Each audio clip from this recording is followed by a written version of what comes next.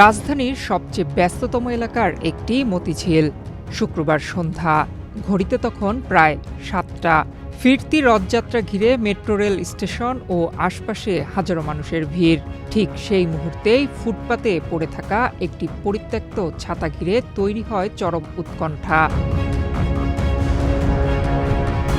সাধারণ একটি ছাতা মনে হলেও এর ভেতরে লুকিয়েছিল ভয়ঙ্কর এক মরণফাঁদ।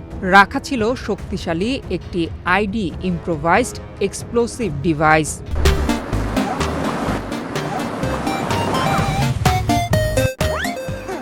যে বিস্ফোরণে মুহূর্তেই প্রাণহানি ঘটতে পারত শত শত মানুষের। ঠিক তখনই এগিয়ে আসেন দায়িত্বরত আনসার সদস্য কামরুল। এক পথচারীর কাছ থেকে খবর পেয়ে ছুটে যান ঘটনাস্থলে। ছাতাটি খুলতেই দেখতে পান ভেতরে জ্বলছে লাল রঙের একটি বাতি। পরিস্থিতির ভয়াবহতা বুঝতে এক মুহূর্ত দেরি করেননি তিনি। এক রথযাত্রার যাত্রী উনি পথচারী উনি বলতেছে আমরা এখানে ডিজি পাম্পে এখানে ডিউটি করতেছিলাম মেট্রো স্টেশনের নিচে।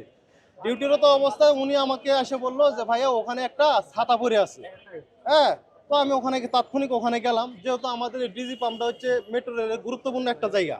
হ্যাঁ, ডিজি পাম্পের কোনো ক্ষয়ক্ষতি হলে মেট্রো রেলের সমস্যা। সেই ক্ষেত্রে আমরা ওই ছাতার কাছে যাই এবং ছাতাটা আমি নিজ হাতে ধরি। ধরার পরে দেখি যে ছাতাটাতে লাল আলো জ্বলতেছে।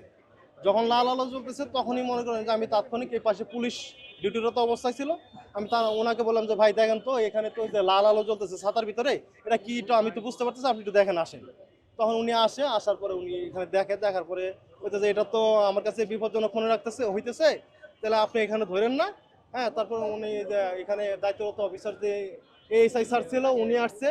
উনি আসার পরে তারপর উনি করলো যে কামরুল তুমি এটা ধরো না, আমরা দেখি ঊর্ধ্বতন কর্মকর্তাকে বলি। এরপরে বোম নিষ্ক্রিয় ইউনিট আইসা বোমটা নিষ্ক্রিয় করছে আর কি। কামরুলের তাৎক্ষণিক সিদ্ধান্তেই দ্রুত খবর দেওয়া হয় পুলিশকে। মুহূর্তেই ঘটনাস্থল ঘিরে ফেলে আইনশৃঙ্খলা বাহিনী। পরে ঢাকা মহানগর পুলিশের বোমা নিষ্ক্রিয়কারী দল এসে অত্যন্ত সতর্কতার সঙ্গে বিস্ফোরকটি নিষ্ক্রিয় করে।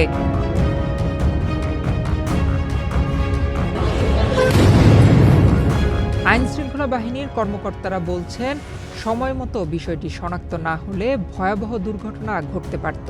ঘটনার পর থেকেই সামাজিক যোগাযোগ মাধ্যমে প্রশংসায় ভাসছেন আনসার সদস্য কামরুল। অনেকেই বলছেন নিজের জীবনের ঝুঁকি নিয়ে তার সাহসিকতাই রক্ষা করেছে অসংখ্য নিরীহ মানুষের প্রাণ। নয়ন বিশ্বাস, বাংলাদেশ প্রতিদিন।